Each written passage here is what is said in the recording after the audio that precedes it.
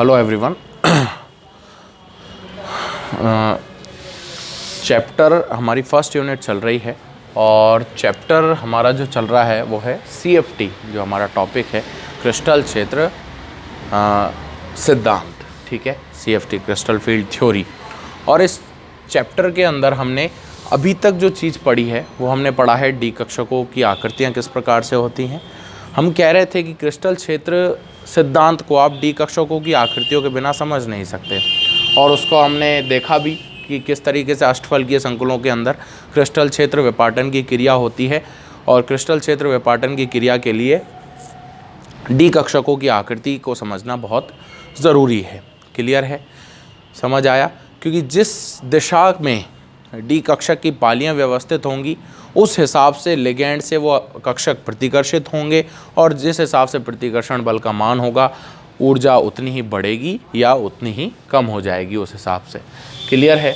तो अभी तक हम अष्टफलकीय संकुलों के, पिछली क्लास में हमने अष्टफलकीय संकुलों में क्रिस्टल क्षेत्र विपाटन की बात की थी कि अष्टफलकीय जो संकुल होते हैं उनमें क्रिस्टल क्षेत्र विपाटन किस प्रकार से होता है। तो हम कह रहे थे कि अष्टफलकीय संकुलों के अंदर बेसिकली लिगैंडों की संख्या 6 होती है।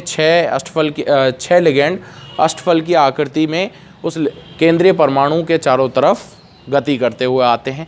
जब वो उससे दूर होते हैं तो पांचों डी कक्षकों की ऊर्जा समान होती है और कम होती है, लेकिन जैसे ही केंद्रीय परमाणु धातु परमाणु के संपर्क में लिगैंड आ जाते हैं, जिसे हम प्राइमरी इंटरैक्शन बोल रहे थे, उस स्थिति में क्या होता है कि जो डी कक्षक की जो पालियां हैं वो लिगैंड की कक्षकों से, डी कक्षक जो है वो लिगैंड के कक्षकों से प्रतिकर्षित होते हैं, और प्रतिकर्षण से तंत्र की ऊर्जा में वृद्धि हो जाती है, जिससे पांचों डी कक्षक बढ़ जाते हैं, उनकी ऊर्जा में वृद्धि हो जाती है। डी कक्षकों की ऊर्जाओं में चूँकि प्राइमरी इंटरैक्शन में पांचों डी कक्षकों पर लिगैंडों का जो आकर्षण बल है, प्रतिकर्षण जो बल है वो समान लग रहा है, इसलिए पांचों डी कक्षकों की ऊर्जा समान रूप से बढ़ जाती हैं। क्लियर? लेकिन जैसे ही लिगैंड डी कक्षकों के और पास आना शुरू हो जाते हैं और ज़्यादा नज़दीक आते हैं, तो ये डिपेंड करता है कि लिगैंड किस क्षेत्र से आ रहा है। यदि लिगैंड डी कक्षक के जस्ट सामने से आ रहा है तो वहाँ पर प्रतिकर्षण बल ज़्यादा होगा। अगर लिगैंड डी कक्षक के थोड़ा सा साइड में आ रहा है तो प्रतिकर्षण बल का मान कम होगा। अष्टफलकीय संकुलों के अंदर हमने ये देखा कि जो 3 डी कक्षक थे, DXY, DYZ और DXZ, चूँकि उनकी पालियां अक्षों के बीच में हैं और अष्टफलकीय संकुल के अंदर जो लिगैंड हैं वो अक्षों की तरफ से आते हैं, अक्षों पे से आते हैं। दो लिगैंड X अक्ष से आ रहे थे, 2 लिगैंड Y अक्ष से आ रहे हैं और 2 लिगैंड Z अक्ष से आ रहे हैं। ठीक है, तो तीनों लिगैंड 6 के 6 जो लिगैंड है वो तीनों अक्षों से आ रहे हैं, तो अक्षों पर जो पालियां हैं उन पर प्रतिकर्षण बल ज़्यादा होगा। जो पालियां अक्षों के बीच में व्यवस्थित हैं उन पर प्रतिकर्षण बल का मान कम हो जाएगा। अब और डी कक्षकों में अक्षों पर जिन पालियां जो हैं वो 2 डी कक्षकों की होती है, एक DX² -Y² की और DZ²। तो इन दोनों कक्षकों की ऊर्जाओं में तो वृद्धि हो जाती है, जिन्हें हम EG के नाम से बोल रहे थे, और बाकी जो 3 डी कक्षक हैं DXY, DYZ, DXZ, इनकी जो पालियां अक्षों के मध्य में होती है, तो यहाँ प्रतिकर्षण बल का मान बाकी दोनों से कम होता है, जिससे उसकी ऊर्जा में क्या हो जाती है, कमी। ठीक है, और इन तीनों कक्षकों को हम क्या बोल रहे थे, T2G। क्लियर? तो इस प्रकार से डी कक्षकों में अष्टफलकीय संकुल में विपाटन हमने पिछली क्लास में, पिछली वीडियो में पढ़ा है, जिससे T2G और EG कक्षक बढ़ जाते हैं। और इनकी T2G और EG कक्षकों की ऊर्जाओं के जो अंतर होता है, इनके ऊर्जाओं का जो गैप होता है, उस गैप को हम डेल्टा O से रिप्रेजेंट कर रहे हैं। ठीक है, इस ऊर्जा को हम बोलते हैं CFSE, क्रिस्टल क्षेत्र स्थायीकरण ऊर्जा। क्लियर? काफ़ी इंपॉर्टेंट टॉपिक है, आगे की क्लास में हम पढ़ेंगे, लेकिन उससे पहले मैं आपको, हालांकि मैंने जैसे कहा कि संकुल की आकृतियाँ, संकुल जो हैं वो 3 प्रकार की आकृतियों में मिलते हैं। अष्टफल की आकृति संकुलों की हो सकती है, चतुष्फल की आकृति हो सकती है, और वर्ग समतलीय आकृति हो सकती है। तो अष्टफल की के अंदर विपाटन किस प्रकार से होता है उसकी चर्चा हम कर चुके हैं। अभी हम आज की क्लास में जो पढ़ने वाले हैं वो चतुष्फलकीय संकुलों के अंदर क्रिस्टल क्षेत्र विपाटन किस प्रकार से होता है, ठीक है, बिल्कुल सेम प्रोसेस है जैसे अष्टफलकीय की तरह में था, बस थोड़ा सा एक गैप, एक छोटा सा डिफरेंस ये है कि अष्टफलक के अंदर 6 लिगेंड अष्टफलक की संरचना का निर्माण करते हैं, चतुष्फलक के अंदर लिगेंडों की संख्या कितनी होती है, 4। ठीक है, सबसे पहले ये समझने के लिए हम चतुष्फलकीय संरचना को पढ़ेंगे। देखें, टॉपिक है आज का हमारा चतुष्फलकीय संकुलों में क्रिस्टल क्षेत्र विपाटन। ठीक है, क्लियर, ठीक है। स्प्लिटिंग इन टेट्राहेड्रल कॉम्प्लेक्स, चतुष्फलकीय को इंग्लिश में हम टेट्राहेड्रल टीडी से भी रिप्रेजेंट करते हैं, टेट्राहेड्रल को हम टीडी से भी लिखते हैं चतुष्फलकीय को। क्लियर है, देखना समझना। सबसे पहले चतुष्फलक की संरचना की मैं बात करता हूँ। ठीक है, तो चतुष्फलकीय संकुलों की संरचना की अगर मैं बात करूँ तो केंद्रीय परमाणु जो है वो एकदम मध्य में होता है चतुष्फलकीय संरचनाओं में।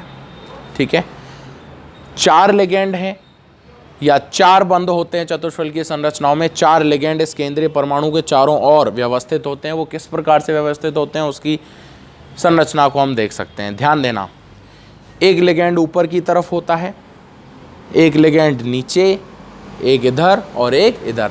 हम ये कहें कि कुछ इस तरीके की संरचना होती है। ये 3 लिगेंड नीचे समतल पर, ये केंद्रीय परमाणु और एक लिगेंड इसके ऊपर। ये एक चतुष्फलक है। ठीक है, थोड़ा सा और अच्छे से एक्सप्लेन अगर हमें करना है तो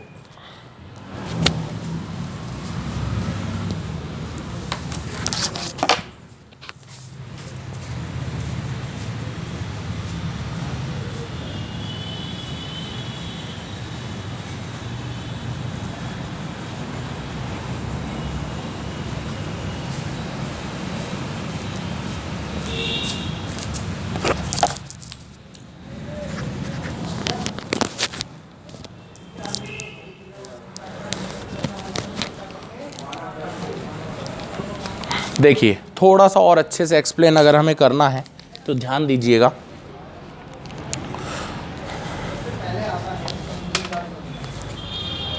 ध्यान देना, चतुष्फलक की जो संरचना है वो किस प्रकार की होती है। ये केंद्रीय परमाणु, मेरा हाथ, 3 लिगेंड इस तरीके से व्यवस्थित होंगे। ठीक है, त्रिकोण का निर्माण करेंगे नीचे और एक लिगेंड इसके ऊपर। कुछ इस प्रकार होती है चतुष्फलकीय संरचना। क्लियर, बोलो समझ आया कि नहीं आया। ठीक है, ध्यान देना। क्लियर, तो चतुष्फलकीय संरचना को जब सामान्य तौर पर हम बोर्ड पे बनाते हैं तो ये केंद्रीय धातु परमाणु, एक लिगेंड ऊपर, एक ये, दूसरा और तीसरा, इस प्रकार से चतुष्फलकीय संरचना होती है। क्लियर, 3D में आपको बता चुका हूं। अब आप अगर इन चारों लिगेंडों को देखेंगे तो चतुष्फलकीय संरचना के अंदर ये चारों के चारों लिगेंड में से कोई भी लिगेंड जो है वो अक्षों पर से नहीं आता। जैसे अष्टफलकीय संरचना के अंदर जो 6 लिगेंड थे वो 6 के 6 अक्षों के अलोंग आ रहे थे, अक्षों पर गति कर रहे थे। क्लियर, लेकिन चतुष्फलकीय संरचना के अंदर इन सभी में से कोई भी लिगेंड जो है वो अक्षों की तरफ से नहीं आता, वो अक्षों के बीच में से आता है। ठीक है, एक सिंपली मैं आपको बताता हूं कि अगर इसको मैं x और इसको मैं y और ये इस अक्ष को, चलिए ये 2 अक्ष ले रहे हैं, तो लिगेंड जो आएगा ना तो y से आएगा ना x से आएगा, लिगेंड आएगा इन दोनों अक्षों के बीच में से, यहां से गति करेगा। ये केंद्रीय परमाणु धातु है, धातु परमाणु है मान लेते हैं। क्लियर, अब ये जो लिगेंड बंध बनाएगा वो यहां से बनाएगा, एक यहां से बनाएगा, एक यहां से बनाएगा, एक यहां से बनाएगा। इस तरीके से बंध बनते हैं अक्षों के मध्य में, अक्षों के ऊपर लिगेंड नहीं आते। तो क्या होगा, ध्यान देना, जो पालियां अक्षों पर हैं, केंद्रीय धातु परमाणु की जो पाली अक्ष पर है उसकी तो लिगेंड से दूरी ज्यादा हो जाएगी, और जो पाली अक्षों के बीच में रखी हुई है उसकी लिगेंड से दूरी क्या होगी, कम। बोलो समझ आया? सारा का सारा उल्टा काम चल रहा है किससे, और अष्टफलकीय संकुलों से। अष्टफलकीय में अक्षों वाली तो लिगेंड के पास होती थी और अक्षों के बीच वाली लिगेंड से दूर होती थी। यहां पर उल्टा काम है, यहां पर जो अक्षों के ऊपर वाली पाली है वो तो लिगेंड से दूर है, और अक्षों के मध्य वाली जो पाली है वो लिगेंड के ऊपर है। क्लियर? तो होगा क्या, जो पाली लिगेंड के पास है उस पर सीधी सी बात है लिगेंड का जो प्रतिकर्षण बल है वो ज्यादा लगेगा। जो पाली लिगेंड से दूर है उस पर लिगेंड का प्रतिकर्षण बल कम लगेगा। जहां लिगेंड का प्रतिकर्षण बल ज्यादा लगेगा उस कक्षक की ऊर्जा बढ़ जाएगी, क्योंकि प्रतिकर्षण बल से ऊर्जा बढ़ जाती है, आकर्षण बल से ऊर्जा कम हो जाती है। और जो पाली लिगेंड से दूर है वहां पर प्रतिकर्षण बल का मान कम होगा, जिससे उसकी ऊर्जा में क्या हो जाएगी, कमी हो जाएगी। ठीक है, क्लियर है? अब ऐसे कौन कौन से डी, पांचों डी कक्षकों में वो कौन कौन से डी कक्षक है जिनकी पालियां अक्षों के मध्य में, वो तीन है, D X Y, D Y Z और डी एक्स जेड। इन तीनों कक्षकों के अंदर जो पालियां होती हैं वो अक्षों के मध्य में होती हैं। अक्षों के मध्य में होने से इन पर प्रतिकर्षण बल चतुष्फलकीय संरचना में ज्यादा लगेगा, तो इनकी ऊर्जाएं, तीनों की ऊर्जाएं तो बढ़ जाएंगी। बोलो समझ आ रहा है कि नहीं? और जो पालियां, जिन कक्षकों में पालियां अक्षों के ऊपर हैं वो कौन कौन से कक्षक हैं, दो, D X Y, sorry D X square dash Y square और डी जेड स्क्वायर। इन दोनों की जो ऊर्जा है वो यहाँ पर प्रतिकर्षण कम लगेगा और इनकी ऊर्जा में क्या हो जाएगी, कमी। क्लियर? तो चतुष्फलकीय संरचना में जो प्रोसेस है, जो स्प्लिटिंग है, जो विपाटन है, वो अष्टफलकीय की तुलना में बिल्कुल उल्टा हो रहा है, बिल्कुल अलग तरीके से प्रोसेस चल रहा है। बोलो बात समझ आई कि नहीं आई? बोलो क्लियर हुई कि नहीं हुई? ठीक है, तो चूंकि अष्टफलकीय में क्या हो रहा था, दो की ऊर्जा बढ़ रही थी, तीन की ऊर्जा कम हो रही थी, जबकि चतुष्फलकीय में क्या होगा, तीन की ऊर्जाएं बढ़ जाएंगी, दो की ऊर्जा कम हो जाएगी। बोलो क्लियर है? बोलो बात समझ में आई? तो अगर इनका स्प्लिटिंग डायग्राम, विपाटन चित्र में अगर बनाना चाहूं तो किस प्रकार से बनेगा वो ध्यान देंगे आप सभी। देखें, मान लेता हूं ये धातु परमाणु है जिसके 5 डी कक्षक हैं, इस तरीके से 1 2 3 4, 2 3 4 5। ठीक है, जैसे ही यहाँ धातु परमाणु ले लेते हैं, मान लेते हैं, जैसे अभी ये स्थिति कौन सी है, जब ये केंद्रीय धातु परमाणु अकेला रखा हुआ है, इसके साथ में, इसके संपर्क में अभी तक कोई भी इलेक्ट्रॉन उपस्थित, सॉरी कोई भी लिगेंड उपस्थित नहीं है इसके संपर्क में। लेकिन जैसे ही लिगेंड इसके संपर्क में आएंगे, जैसे हम बोल रहे थे प्राइमरी इंटरैक्शन, और वो भी किस रूप में आएंगे, चतुष्फलकीय रूप में। चतुष्फलकीय रूप में आने का मतलब लिगेंड अक्षों के बीच में से आएंगे, अक्षों के ऊपर से नहीं आएंगे। तो उस स्थिति में प्राइमरी इंटरैक्शन में तो सारे कक्षकों पर प्रतिकर्षण बल का मान समान लगेगा, इस तरीके से। तो पांचों डी कक्षकों की ऊर्जा एक समान रूप से बढ़ जाएगी और पांचों डी कक्षक यहां आ जाएंगे। लेकिन अब लिगेंड जैसे ही और नजदीक आते हैं इनके, और यहां से ये चारों उपसहसंयोजक बंधों का निर्माण करते हैं, जैसे हम द्वितीय इंटरैक्शन, सेकेंडरी इंटरैक्शन बोल देंगे।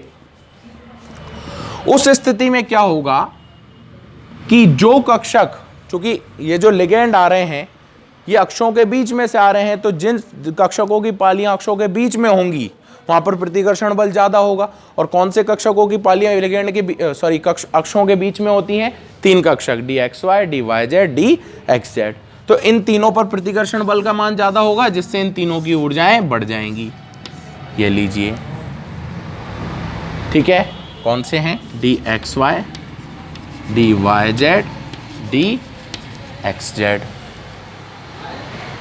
चूंकि लिगेंड अक्षों के मध्य में से आ रहा है, अक्षों पे से नहीं आ रहा, तो जिन कक्षकों की पालियां अक्षों के ऊपर हैं वहां पर इन लिगेंडों का प्रतिकर्षण बल कम हो जाएगा, और वहां पर प्रतिकर्षण बल कम होने से उनकी ऊर्जाओं में क्या हो जाएगी, कमी हो जाएगी। और दो जो डी कक्षक होते हैं जिनके कक्षक जो हैं या जिनकी जो पालियां हैं वो अक्षों के ऊपर होती हैं, वो कौन कौन से हैं? D X square dash Y square और डी जेड स्क्वायर। ठीक है, तो इस प्रकार से चतुष्फलकीय टेट्राहेड्रल कॉम्प्लेक्सेस के अंदर, चतुष्फलकीय संकुलों के अंदर डी कक्षकों में क्रिस्टल क्षेत्र विपाटन देखने को मिलता है। क्लियर? इन दोनों के मध्य की जो ऊर्जा है उसको डेल्टा टी से लिखते हैं हम। किससे लिखेंगे? Delta T. वहां पर डेल्टा ओ बोल रहे थे, ओ का मतलब होता है ऑक्टाहेड्रल, अष्टफलकीय। यहां पर डेल्टा टी लिख रहे हैं, मतलब क्या है? टेट्राहेड्रल है, वही CFSC, क्रिस्टल क्षेत्र स्थायीकरण ऊर्जा। बोलो क्लियर है क्या? देखिए, इसे हम बोलेंगे CFSE, क्रिस्टल क्षेत्र स्थायीकरण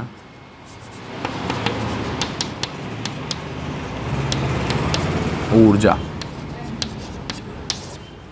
ठीक है, क्लियर? इसकी क्रिस्टल क्षेत्र स्थायीकरण ऊर्जा भी किसके बराबर होगी? 10dq के बराबर होगी। किसके बराबर होगी? वहां भी 10dq के बराबर थी, ये भी कितनी है? 10dq। क्लियर? ये जो क्रिस्टल क्षेत्र स्थायीकरण ऊर्जा है किसमें? चतुष्फलकीय संकुलों के अंदर जो क्रिस्टल क्षेत्र स्थायीकरण ऊर्जा है वो अष्टफलकीय संकुलों की तुलना में कम होती है। कम क्यों होती है?